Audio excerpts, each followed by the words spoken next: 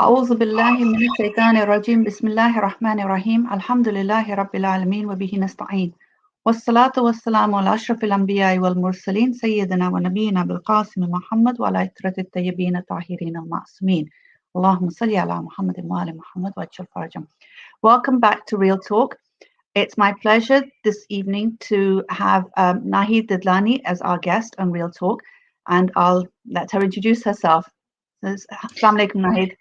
Walaikum salam. Bismillahir Rahmanir Rahim. I'm Naheed Dadlani. I'm 41 years old. I'm a mother of three. I'm married to a revert. I have a degree in international business and management, and I lived in several parts of the world. I was born in Canada. I grew up in Pakistan. I moved here when I was 15 years old, and whilst I've been here, I've lived in Austria, in Germany, in the US, and recently in Mexico City. So I've been all over the place. Can I ask you a little bit about that? How's that been? I mean, is it very easy to sort of just pick up everything and move and possessions and close up home? I think personally, because we've done it so many times, change has always been a good thing. I've always looked at it as a positive way to approach life in general, and it's brought me to new pastures. It's brought me new challenges, and I've also, I guess, it's shaped my life, and I am who I am because of my life experiences. Do you feel that you don't tend to accumulate a lot of things because you might just get up and move again, so you don't want to hoard things?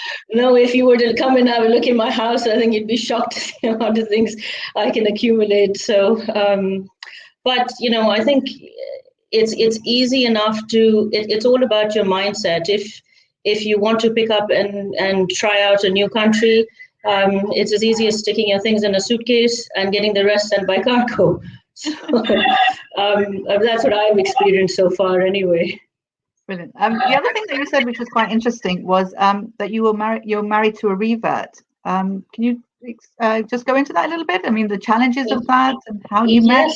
Yes. Well, I guess maybe if I start off with my life, how I started off, I guess my upbringing isn't a typical Pakistani Muslim upbringing, in the sense that I've got parents who are very forward thinking, who are very broad-minded, and my dad always said to me that I don't want you to ever tell me that I didn't let you do anything because you're a girl. I'm bringing you up as an individual with equal rights to do what you want, as long as you keep your religion at the forefront and you don't go astray. And my mom always said to me that, I don't want you to be a housewife. I want you to go and achieve something. Although I'd say that what she's achieved as a housewife, a lot of us working, as career women haven't achieved. So hats off to her to bringing up three kids with the values that she has brought us up with. But I guess from my perspective, because my parents were so open with me, my dad always said to me that my criteria for you to finding somebody to get married to is only two. I want my future son-in-law to be a good practicing Muslim, and I want him to be from a good family. I don't care what color he is. I don't care what culture he's from. It would be nice if we're from similar cultures, because it would make your life easier. But I don't care how much money he has in the bank. All I care about is his faith in Allah. So as I said, yes, and I think a lot of people unfortunately don't have that freedom because of the society we live in, because of what people say, because of what people's perceptions are about settling down, getting married, having children. I mean, yes, marrying a revert has its own challenges, and I've sure enough gone through them with my husband. But I think if your childhood and your teenage years and your adolescent years and your early adult years are shaped in such a way where you are geared to it, it makes that part of your life that much easier. You're more prepared for it. You're more ready for the challenges. So, as I said, I lived in so many different parts of the world. Part of my university degree took me to the US. I met my future husband there. We were on the same exchange program in New York City. So can I ask, was he a Muslim when you met him, or did he when he met you and because he wanted to marry you, or how did it all happen? He was a Hindu, and believe it or not, a very strong Islamophobe. He couldn't understand why we used to pray. He couldn't understand why we fasted. He used to say, "You're crazy. How can you not drink any water?" So when I met him, I mean, I liked him as a person. He had a very clean heart, but I knew that it wouldn't be easy to get him over to our side of the religion. So I think for 3 years of the time that I knew him, I fasted twice a week. For Allah to listen, I just felt as though maybe Allah wanted me to give up something and to know that I was really serious about it. So I don't know how many Surah Yasins I prayed, or how many things I prayed for Allah to know that I was serious. And at one stage, I even said to Allah that, if he's not meant to marry me, that's fine. Just make him a Muslim. I don't want him to go to hell. Wow. Because he doesn't believe, when he did come to see my father, he didn't even propose to me. He came to see my father first. So he did it in a very traditional way. And he asked my dad if he could marry me. And my father said that, I don't want you to convert just to marry my daughter. You convert to Islam if Islam is the right religion for you, because most marriages have a lot of complications, and yours would not be an easy one. And if anything was to go wrong, I don't want you to hold my daughter responsible for it. And have a think about it. You don't have to tell me anything right now. So he went away and he had to think about it, and he converted. And then a week later, he came to see my dad again, and he asked my dad if he could marry me. And my father said yes. And it was quite an emotional experience, because my husband didn't come from a very religious family, but he came from a very spiritual family. And I think for Hindus, it's, I wasn't born in Pakistan, but I'm ethnically a Pakistani. His parents are Indian, so we had an Indian-Pakistani issue, then we had a Hindu-Muslim issue. So it was a double whammy for my in-laws, and bless them, poor things, went through a lot. I don't know how I would have reacted if I had been in their situation. Can I ask, throughout knowing, before you married your husband, I mean, while you knew him, never did it cross your mind that, you liked him and it didn't matter that he wasn't a Muslim, you wanted to be with him? That never crossed your mind? Because I think, as I said to you, that even though I've had a very liberal upbringing, I had my religious teachings ingrained in me from my parents. My father's a Sunni, my mother's a Shia, so I have both sides of the religion in my family, and yet I think in some ways it was a blessing, because I got to know both sides of the religion. My father's not a typical Sunni. He goes to Stanmore for Majlis. He's picked up alams. He cries when he hears Imam Hussein's name. So in our family, it was more about us living as Muslims rather than as Sunnis or Shias. And because I had the benefit of learning about Islam as a whole, I knew that I didn't have a choice. I had to marry a Muslim, and my religion was not up for grabs. If I had to walk away, I'd walk away. But I know that if I hadn't married a Muslim, then I would have eternal damnation to look forward to, and that's not something I wanted to look forward to. It's amazing that your parents were able to give you that sort of liberal upbringing, where you had, you could go and study and you could make something of yourself and do whatever you want to do. But at the same time, they put that foundation in you that, in the end, you don't do anything that's against Islam. You will not do something that, that will, like you're saying, earn you eternal damnation, as you put it.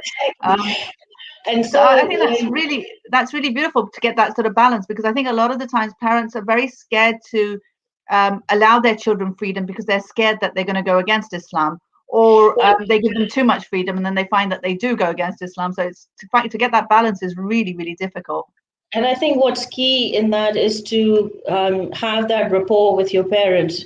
I've got 3 kids. Well, I have 2 children with me now. I still say I have 3 children. But I think it's very important as a parent to be able to talk to your children. You need to talk to them. You need to be you need to have that level of respect, and they also need to be scared of you, but at the same time they also need to feel that they can talk to you and they don't have to go to social media or they don't have to go to someone else.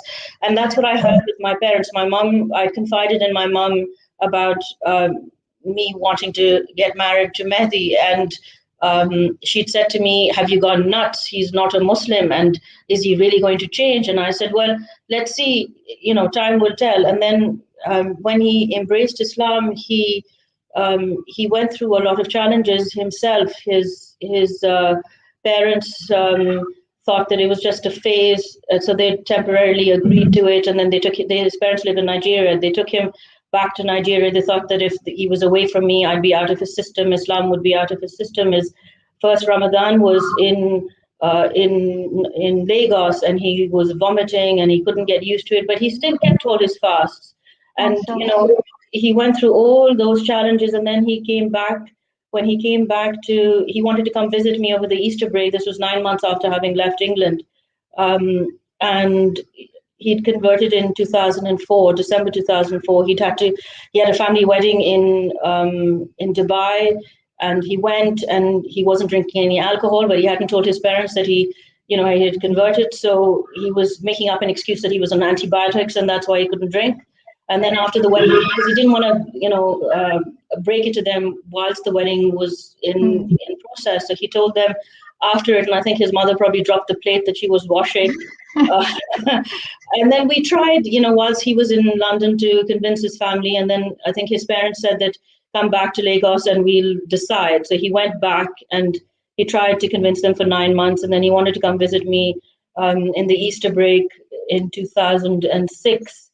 And they told him that if you want to marry her, then, basically they made him choose between myself and them. And he told them, if I don't marry her, I'll still marry another Muslim. Wow. And he came back, and his parents made him sign his inheritance away at the airport. So he personally went through a lot of challenges. And then when we got married, it was also an adjustment because I was very fortunate that my family accepted him. A lot of people unfortunately don't have that. You marry a revert, and the first thing that, especially somebody who was a Hindu, a lot of people don't believe that that a person converts properly. They think it's just for the sake of getting married.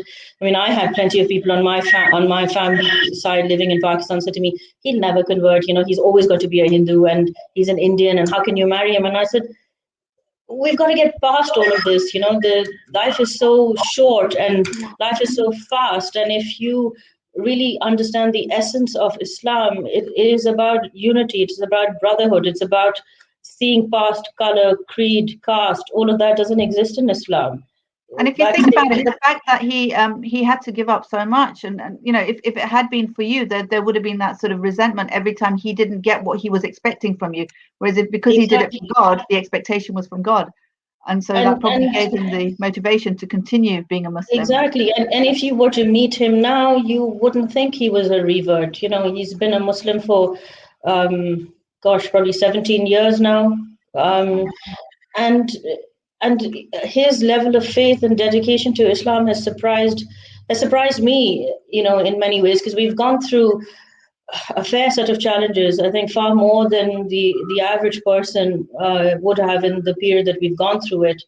And I have seen his faith get stronger, not weaker, and that's encouraged me to increase my faith as well. I mean, but having said that, my family has been a great support because they, I think it's because of the way I was brought up, the way our family environment is, that it made it easier to have that support. That's amazing. That's absolutely amazing. Can I just ask, you mentioned about your children, and you sort of said you've got two with you, but you're a mother of three. Can I ask you to sort of explain that a little bit? I have three boys, Mikhail, Amar, and Hassan. A lot of people know me as Amar's mom. Amar got his wings. What are the ages of your children?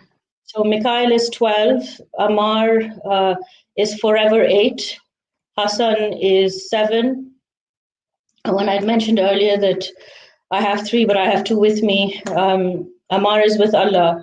Amar got his wings on the 1st of January this year, so it's still quite raw. It's just been over 2 months.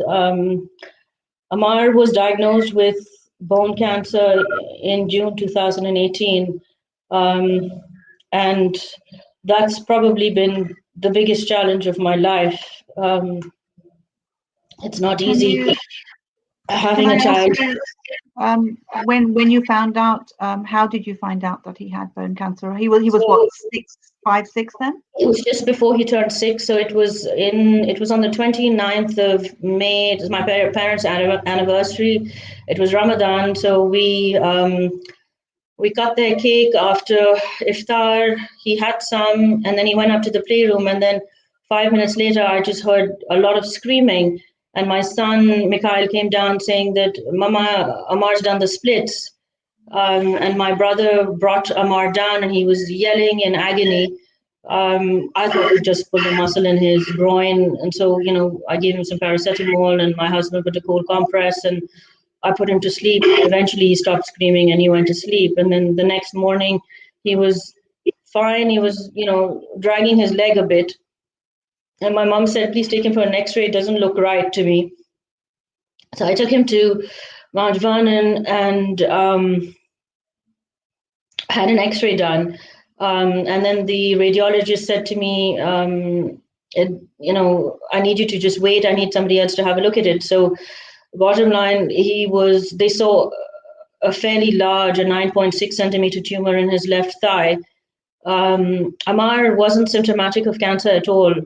He was, that Sunday he'd played football for Stanmore Jaffrey's. They'd had a match. He'd scored 6 goals, and he said, Mama, I was top goal scorer.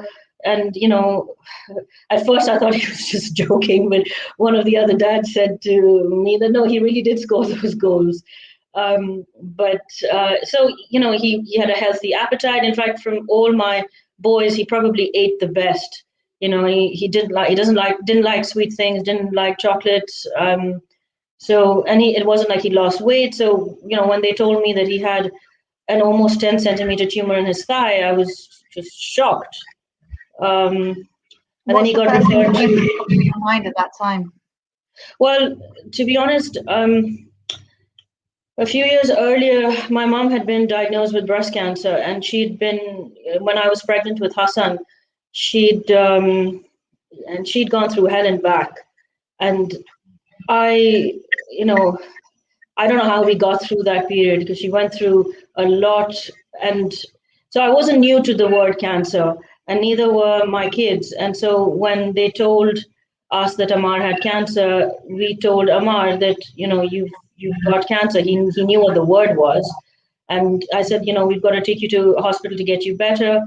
And inshallah, once you're done with treatment, then we'll get back to normal life, or as normal life as possible. And he took everything in his stride. I mean, if I were to show you pictures of him throughout treatment, he had treatment for 2.5 years. And out of those 2.5 years, he probably had chemo for 20 months. So the first stint was 10 months. I lived in hospital 5 nights out of 7 most weeks.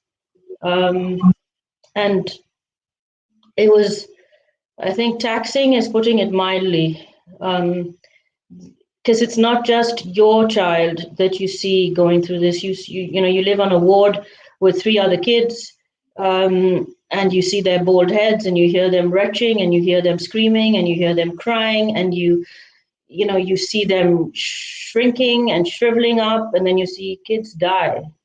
I'd never seen a dead child's body, and I saw a 5-year-old it was a December. Amar was 3/4 through treatment, and I called my mother, and I was crying my eyes out, and she said to me, what's wrong with Amar? And I said, Amar's fine, but Atticus just passed away. And I couldn't stop crying. And I got one of the nurses to look after Amar, and I think I must have circled UCLH for an hour. I don't even know how many times, just to be able to get back to the hospital. But I got through treatment with him because of the sheer amount of prayers that were prayed for Amar. A lot of the times, people don't want to talk about cancer. They don't want to let people know that either they've been diagnosed with cancer or a close family member's been diagnosed with cancer because I guess because people don't know what to say, people don't know how to react to you, people are afraid of saying the wrong thing. Or, I mean, I had an aunt tell my mother that, why has she told so and so, and why is so and so telling the whole world about Amar? And my mom said she wants everyone to pray for him because she doesn't know whose prayers Allah will listen to.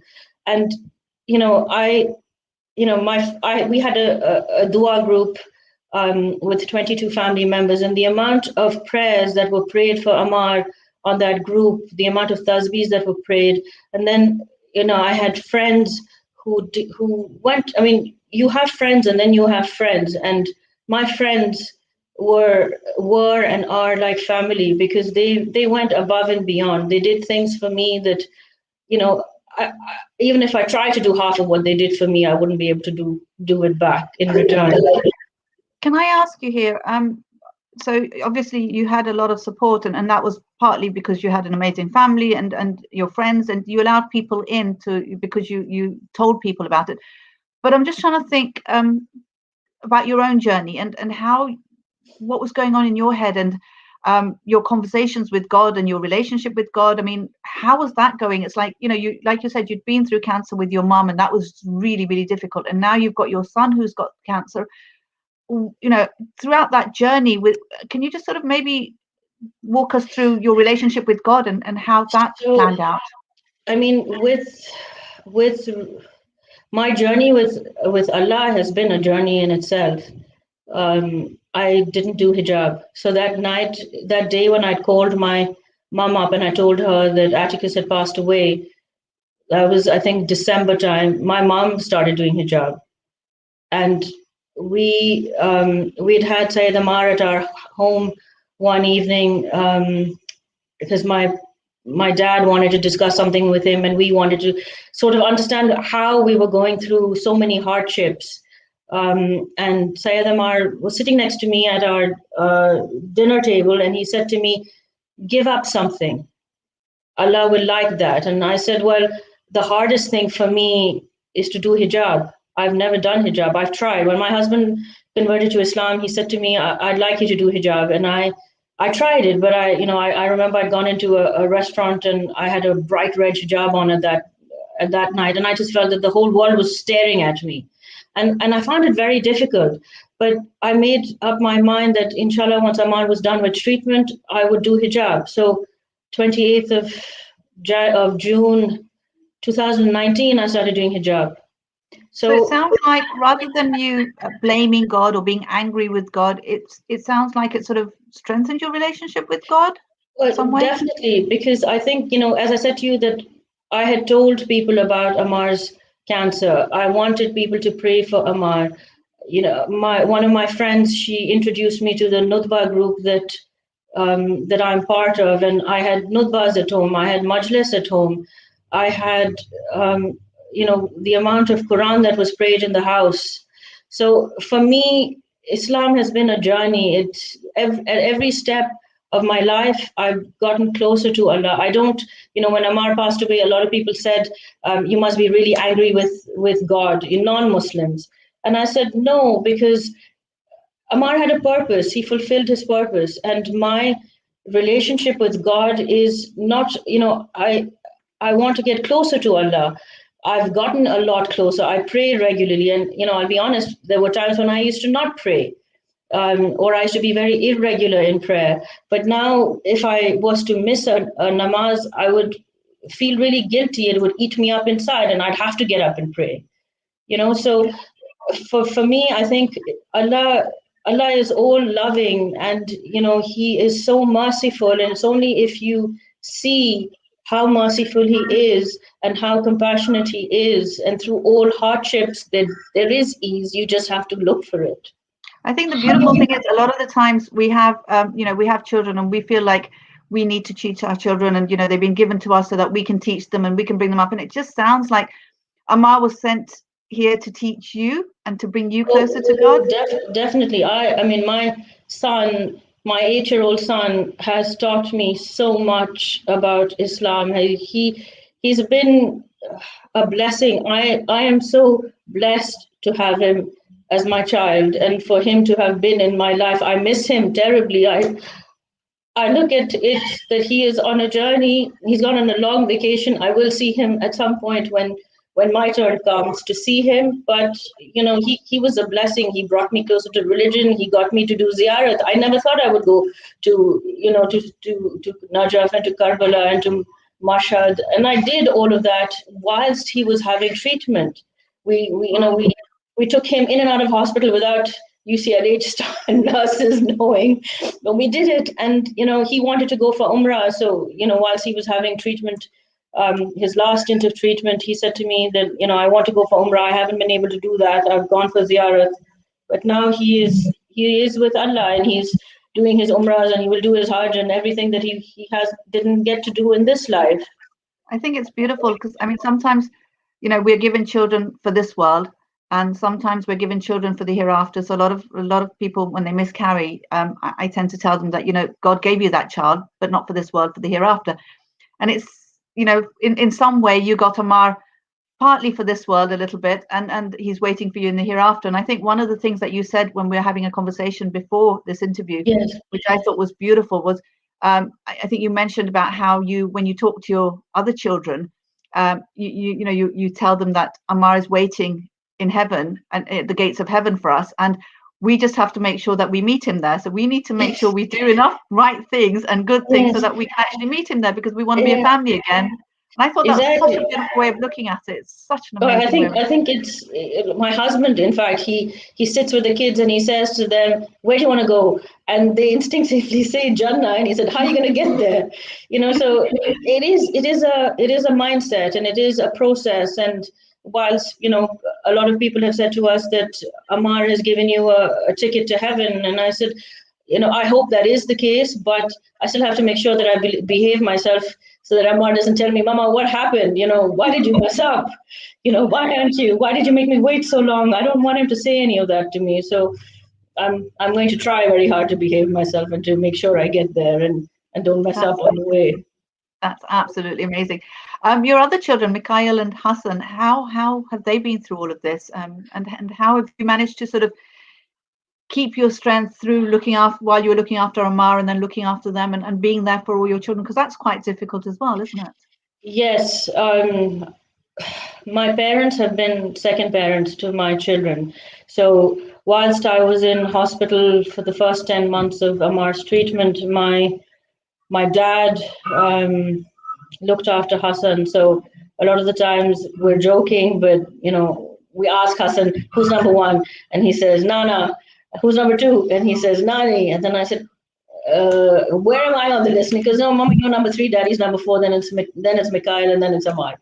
So this is what Hassan says. But I mean, on a serious note, I think bringing up children is not an easy task. And when you're an absentee parent like I was for 2.5 years, you need to have a very strong support system. I used to go to hospital knowing that my mother and my father are going to look after my children. My husband, poor thing, was toing and froing between hospitals. So, and when he used to come to hospital, he used to end up staying there till they literally chucked him out, at 10, half 10 at night. So, but doing schoolwork, homework, drops, picks. So my mom did say, "I can't do all the extracurricular activities, but I'll take them to school and I'll make sure that they're doing what they need to do." So my parents looked after my 2 children, and I used to try and catch up in the break periods, but it was incredibly taxing because I was sleep deprived. It's impossible to sleep on a ward when you've got machines beeping at odd times of the night and chemo bags being changed. I mean, there were times when Amar must have thrown up 20 times in one night, because they couldn't get the anti-sickness right. But having said that, the times that I spent with them when I wasn't at hospital is what I enjoyed and I relished and I held on to till I got to see them again. And we used to talk every day, and we used to FaceTime. I'm very close to both of my kids. How did you talk it through with them and explain to them what Amar was going through? Well, because we used to invariably come home for the weekend if Amar wasn't unwell. They used to see Amar. It's only when we had reached the end of the line of treatment here in the UK, when the NHS told us that there's nothing they could do to cure him, is when we looked at taking him abroad, is when I started thinking, how are we going to cope with this? And the headmaster allowed Mikhail and Hassan to come away with us. So we were in Mexico City for 5 months when Amar was having immunotherapy. So there was never a point where you actually ever gave up, even when the doctors here told you that there was nothing else. You still looked elsewhere. I mean, my husband and I, we researched and we looked at the whole world. So Amar's cancer is one of the rarest cancers to get and is one of the worst cancers to get. It's out of, let's say, the UK's population, 200 people get diagnosed every year. 50% of those are children. And within the 50% that are children, there are 10 to 15 subtypes of the same cancer, and no one cancer is the same. So you could have two children with the same disease, but the genetic code of each disease could be very different. So, like, our son didn't have the normal markers. He had some very different markers, and we found treatment that was very innovative. And I guess, when I said to you that change for us wasn't difficult, because between my husband and I, we've lived in 14 different countries. He's 42, I'm 41, so we've lived. So for us, the only thing I hadn't done was I hadn't packed. I mean, initially it was for 5 weeks. I had never packed for 5 weeks, and I didn't know how to start. But we decided last minute to take Mikhail and Hassan with us, and we went. And Amar was responding to treatment. So it was good that the kids were there because they got to spend time with each other. But the cancer affects the whole family. It doesn't just affect the person who's got it. It affects there were times when I was in hospital for so long that my husband and I, we were having disagreements. We'd grown apart because we weren't spending time with each other. And even when we were spending time with each other, it was very strained. And the conversations were 99% about how are we going to get Amar better. With our kids, they used to see Amar, not being able to eat, having, ulcers in his mouth and all of that. And we used to upset them. And I think when I wasn't at home for that week and they had something going on, like I remember I missed 2 orchestra recitals of Mikhail's in a row, and he used to play the violin. And, I tried really hard to try and see if I could change chemo appointments, get somebody else to come and sit with Amar, but it just wasn't possible because Amar wouldn't cope with hospital if I wasn't there. So my parents went to watch Mikhail once. My husband went to watch him the other time. And I was a very active mother at school. So I used to go to all the football games. I used to go to all the matches. I did all of that. And I used to try and find a way that if Mikhail had a match on when Amar had a hospital appointment, maybe because the matches were all in the afternoon, I used to find somebody to come and sit with Amar for 2-3 hours, take a train back from London and go to the game. So we tried to keep our family life together that way. But then when Amar passed away, Mikhail found it incredibly difficult. The people who watched Amar's funeral probably heard him wailing quite a lot. And even when we used to talk about Amar, he used to get really upset. But then, Can I ask, how old was Mikhail at this point? Mikhail, he'll be 12 in March. So he's 11, still 11 years old. And it's quite a lot for an 11-year-old to process. I mean, it's a lot for us to process. But I think the fact that Amar passed away as a Masum, has given us an incredible amount of solace and strength that he is in a better place. He's not suffering. He's able to do everything that he wants to do that he wasn't able to do. And that's how we have coped as a family. Hassan, on the other hand, has been far more mature, when, and that's odd because he's only 7. But the times when, we were going through Amar's things and I'd start crying and then he'd come and pat me on the back and say, Mama, don't cry. Amar's happy. Amar's in a better place. And he'd do that quite often. And, sometimes people say that maybe he's too young and he doesn't understand. But on the other side, I think maybe because he is so young, he can process it better. Yeah, I think they understand it's very black and white for them, and they actually understand it. And that concept of, he's in a better place actually makes a lot more sense to him because it's so black and white for him. Yes. I think that's beautiful. How, obviously you talked about death with your children. At what point did you talk? I mean, did you talk about death before the cancer even came in, or did you talk about it once the cancer was there? I mean, I'm just trying to think of parents and how they should approach death with their children, because a lot of parents don't want to. No, I mean, to be honest, when I said to you that when my mom had breast cancer, I was pregnant with Hassan at that point, and 3 weeks before my mom got diagnosed, my grandmother passed away. So Mikhail was about, I think, five maybe at that point. And I was trying to say it in a very simplistic manner to him. So he knew my grandmother, and towards the end of her life, she unfortunately had a stroke.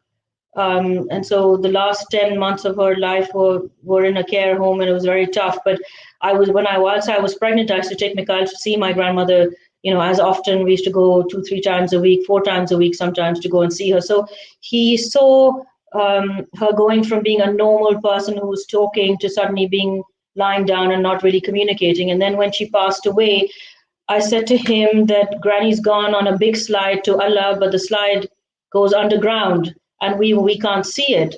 So when we used to go to the cemetery to pray for her, he used to tell me, he used to call her Danny. He said, is Danny gone on the big slide to Allah? And I said, yes. And he said, so why can't I see the slide? And I said, because it goes underground and then it goes up to Allah.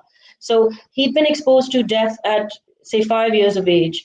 But with Amar's illness, we always had hope that he would survive. Even the night that he passed away, it was so unexpected. Amar passed away very peacefully, yet unexpectedly. We had no idea that he was going to pass away. It was New Year's Day. We'd spoken to most of our family members here and to friends, and then my husband decided he needed to get some fresh air, so he went. He used to love going grocery shopping there. Don't ask me. Well, I know why, because the displays were far better than what you'd see here. A normal grocery store there was like, a Harrods food hall. So he used to enjoy going grocery shopping, and he'd gone for a few hours. And when he came back, I was a little annoyed because I said, Amar's not eating anything, and we need to get something in his body. I've tried, you try. So the poor guy tried to feed Amar something to drink, and Amar didn't want to have anything, so he left him. And then Amar said to me, Mama, I'm not feeling well. Can you ask Daddy to take me to the bedroom? So we took him. Mehdi picked him up and took him to the bedroom, and then he was uneasy there. So he said, take me back. So we took him back and we sat him up. And at that point, he was struck. He said, I can't breathe. So, we used to clean his mouth with a lollipop swab, because just 6 weeks before he passed away, he ended up having a fall and he had Bell's palsy. So he couldn't, we used to clean his mouth with a swab. So I thought maybe he's got some phlegm stuck. And I tried cleaning the mouth with a swab, and there was nothing on it. And he just before that, he'd said to Mehdi, can you please ask Nani to come and pray on me? So my mother was praying at that point, and then she was praying, I think, Nadi Ali, and Amar opened his eyes wide, which he hadn't done in weeks. And then he took, and he was gone. And Mikhail was hysterical. My mother was hysterical. Mehdi was hysterical. Hassan, I think, was crying. And I was calm. And I just, I said to Mehdi, he's gone, he's not breathing. And he said, what do you mean he's gone? And I said, he's not breathing. I can't. He was wearing he used to have a Fitbit, which I used to measure his heart rate with that just to make sure everything was fine. But on that day, for some reason, he was wearing my watch, my Apple Watch. And I said to him, the heart rate's slipping. It's okay, yeah, the heart may be beating, but he's not breathing.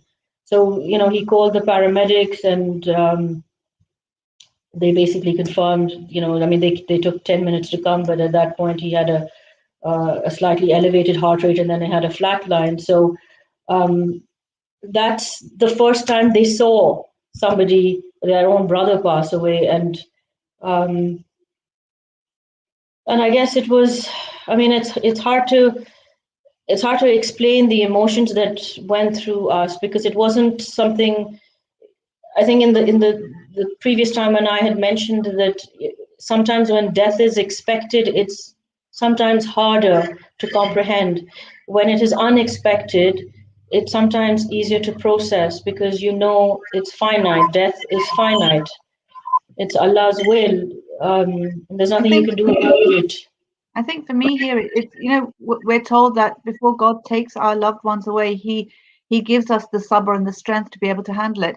And to me, it's always like we've been given it. We just need to use it. And it sounds like you were able to use that tool that God had given you and be able to cope with Ammar's passing. I don't know. I mean, at that particular point in time, I was calm, but I went, when my mom was sitting with Ammar after he passed away, and I think I went into the bathroom and I cried my eyes out, and I remember holding onto the sink and going, crying, like really crying.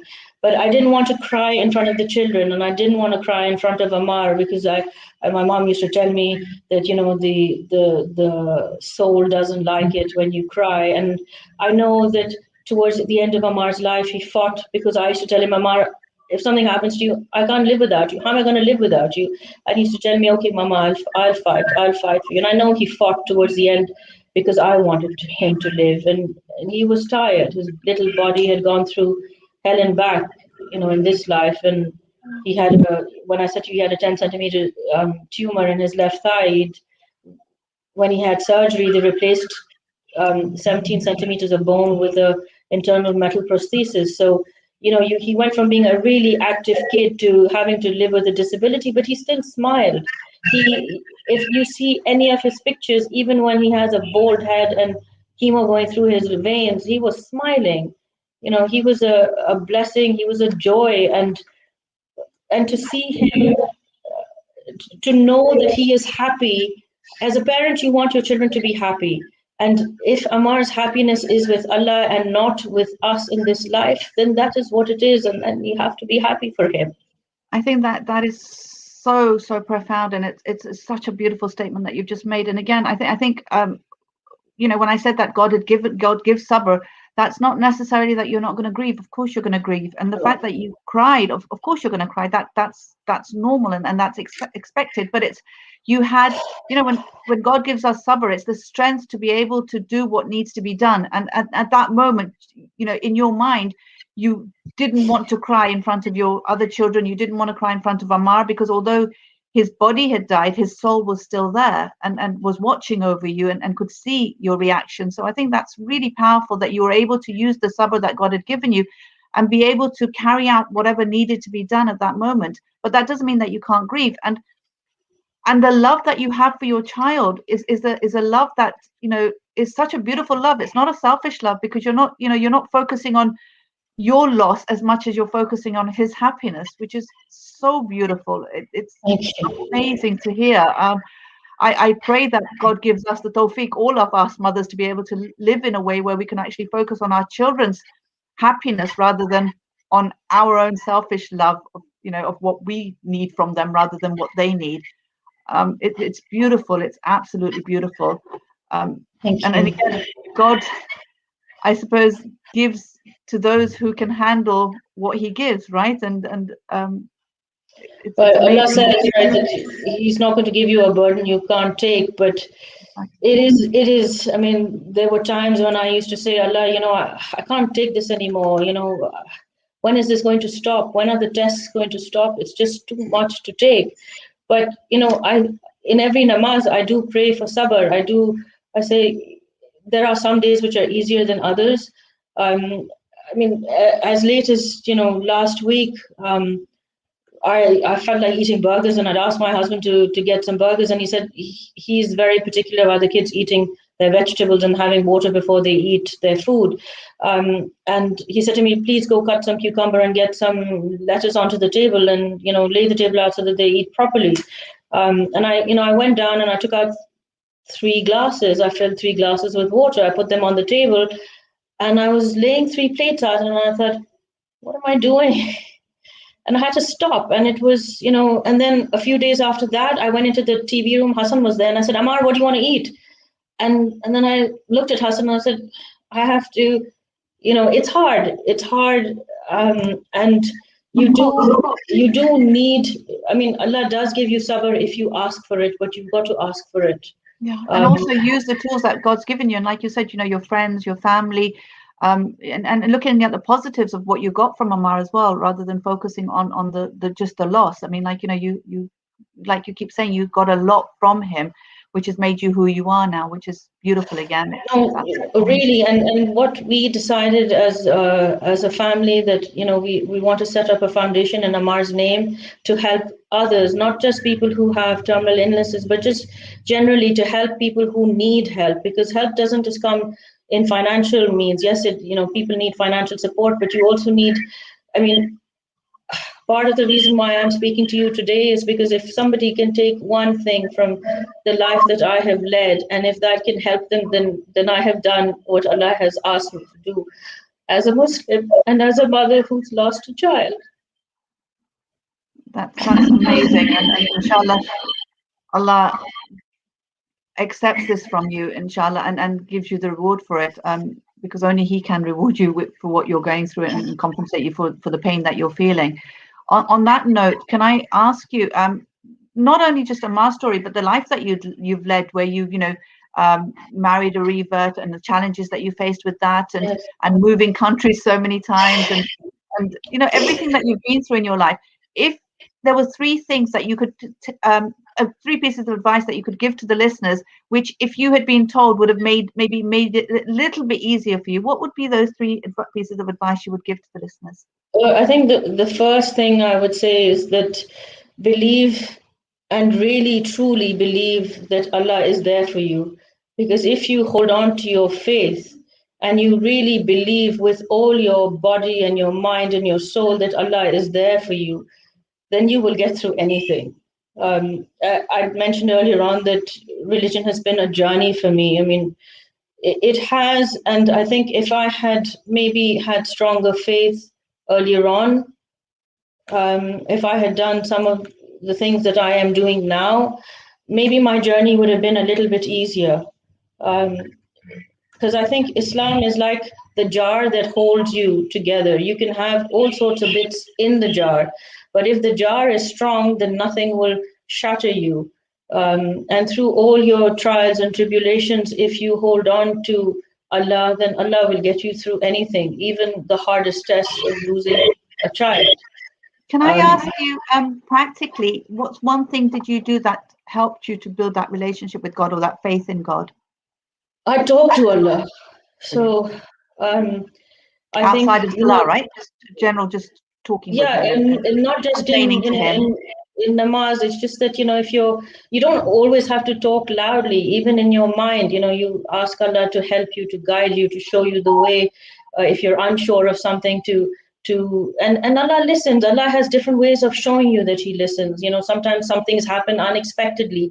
Sometimes you want, there may be something you want to eat, but you don't utter it, but you've said it in your heart, I'd like to eat that. And then somebody gets it for you and you think, oh my God, Allah was listening. And, I would say that would be the first thing that I would say, that because that leads on to everything else. The other thing I would say is never give up, because our religion tells us never to give up. My parents, my father taught me never give up take a risk, make a decision. Any decision, make a decision. Take a risk and jump, and the net will come. So I learned that as a child, and I don't have a hard time making decisions because I was taught that as a kid. Whatever decision it is, make it, and it goes to the consequences afterwards. I suppose part of it is, I mean, if you take the second point, following on from the first point, if your reliance and faith in God is very, very strong, then whatever decision you make, you will follow up that with the reliance in God. So, once you've made the decision, it's like, yeah, Allah, I've done it. Now you've got to make sure that the net is there. You're the one who's going to put the net there for you to fall into. Exactly. And like what you had said before, that when the NHS had given up, how come you went somewhere else? It's because we would, my husband and I are similar in that sense. He doesn't give up till he's satisfied, and I am the same way. So, he put the feelers out to all four corners of the earth to try and find a solution for Amar. It just so happened that Amar's life on this earth was preordained for 8.5 years. Had he had the full treatment, maybe he would have lived. But Allah had given Amar 8 years to live in this life, and he fulfilled his objectives, and he's fast tracked on his way to the next life. And I would say the third thing that I have learned in my life is to hold on to your kids, hug them, kiss them, talk to them, tell them that you love them, be friends to them, because you don't know how much time you have with them. I never imagined that I'd only have 8 years with Amar. I've had 12 years with Mikhail, and I've had 7 years with Hassan so far, and I hope that they outlive me. But if they don't, then at least I would have told them that I love them and that I miss them when they're not with me, and that I will do anything for them.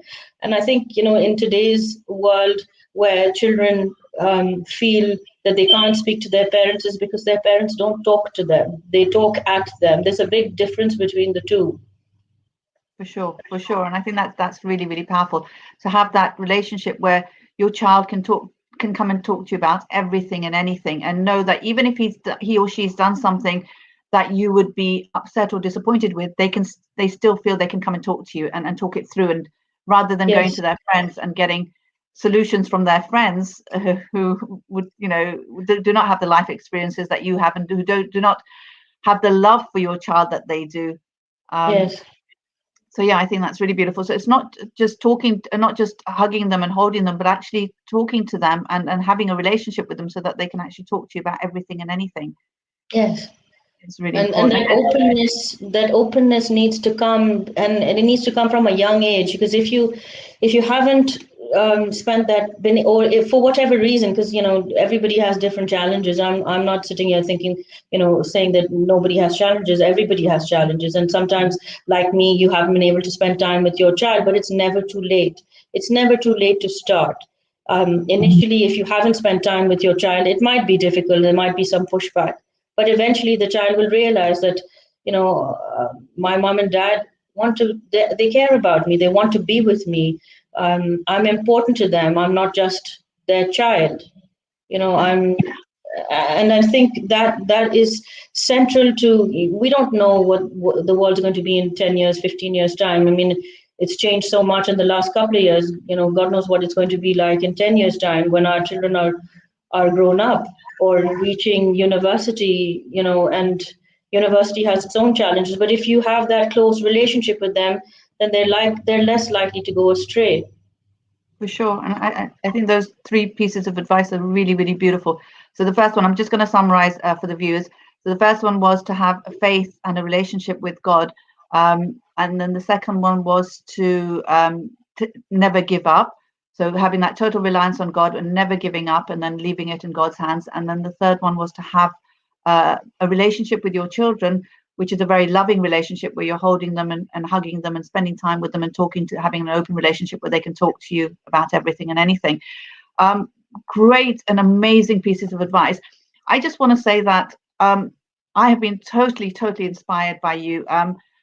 Not only the fact what you've been through, but the fact that you're able to talk about it. And it, like you said, it's only been a couple of months. And that just shows how how much faith you have in Allah, that you are able to use the sabr that God's given you, and talk about your journey, so that other people can learn from it. And that is part of the sabr, where you're not just thinking about yourself and your own grief, but actually sharing it with others so that they can learn from that. So I know for a fact that I have learned so much from you.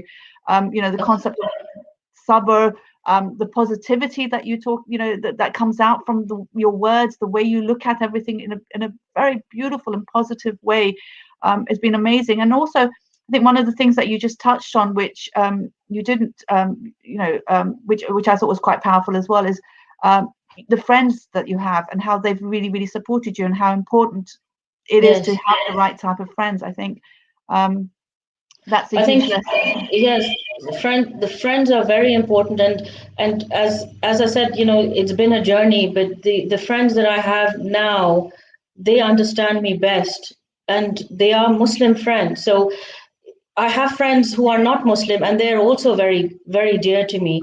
But my Muslim friends are probably the dearest, because they understand me, and I don't have to explain anything to them. They know where I'm coming from. They have supported me, like family.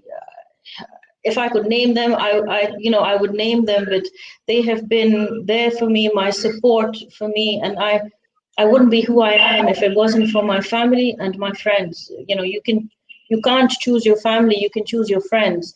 And I would say that if there is something that I have learned out of my 41 years of life, it's that have some really good Muslim friends, because they will carry you in times of need when nobody else will.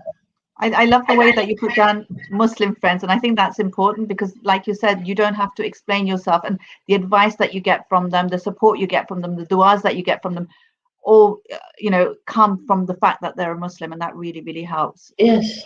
So that's And been especially amazing. when we had to plan Amar's funeral, I just had to make one or two phone calls, and I didn't have to say anything more.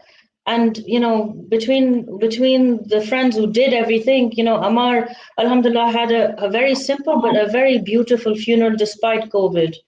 And we are forever grateful for the support that we received, both Mehdi and I, from our friends, and our family, because the family is very important. And without family, you're nowhere, but your friends are also high up there. No, for sure. And I think on top of that, maybe community as well, Yes. really Oh, supports. our community came together, like, I don't even know. Don't have words to. I mean, I'm struggling with words because I don't know what to say. The community support has been incredible, and I'm so blessed to have you all in my life, because without you all, I wouldn't be able to deal with Amar's grief the way I've been able to deal with it.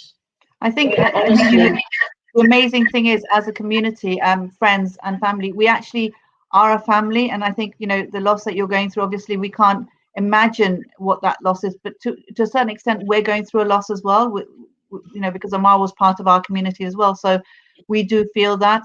But obviously nowhere near as what you're going through. And I think it does help to know that there are others who are grieving for him as well, even if the grief is yes, not as strong. The fact that he touched so many people's hearts, and it's yes, beautiful. I think alhamdulillah, it's amazing.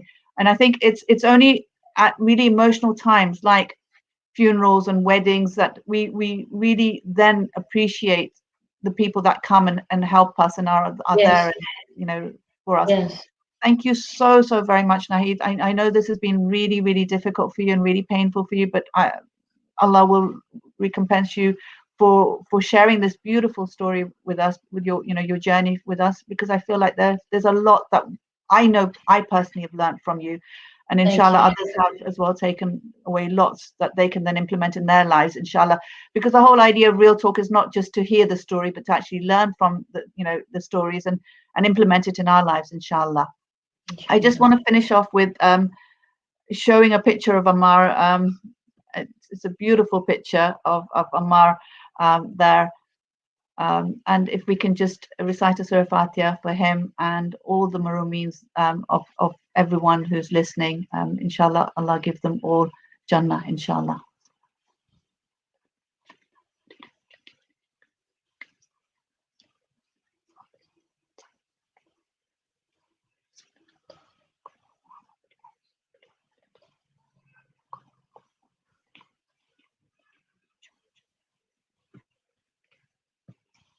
Thank you very, very much for joining me this week, Naheed.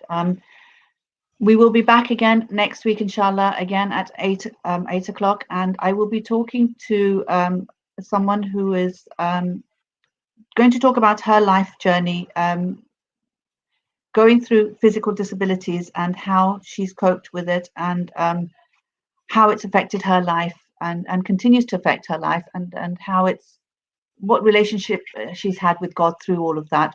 So please join me next week, inshallah, on Real Talk at 8 o'clock. Thank you very much. And ma salama.